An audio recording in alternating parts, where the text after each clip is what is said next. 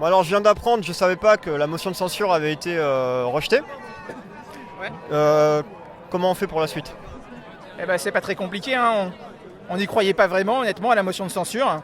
Et donc, à partir de maintenant, des solutions, il n'y en a pas 36, hein. C'est la grève générale, c'est les blocages, c'est la rue, et c'est les faire reculer, c'est tout.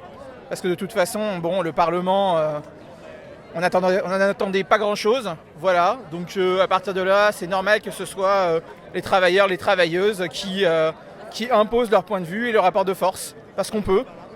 Et toi, en tant que militant au NPA, comment tu fais concrètement? Tu te mobilises sur quel type d'action? Eh ben moi, en tant que militant NPA, je suis aussi militant syndical. Donc militant syndical, en l'occurrence, à la CGT. Et donc, je m'investis à fond à la CGT dans toutes les actions qu'on peut avoir, que ce soit des diffs de tract, que ce soit des rassemblements, que ce soit des blocages quand il y en a, que ce soit soutenir des camarades devant un piquet de grève, voilà.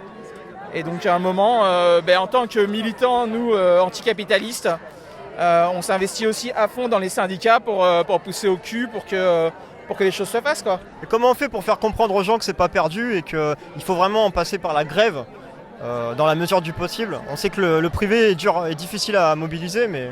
Moi je suis dans le privé, hein, donc c'est difficile à mobiliser, mais c'est pas impossible. Et de toute façon, des solutions, il n'y en a pas 36, quoi.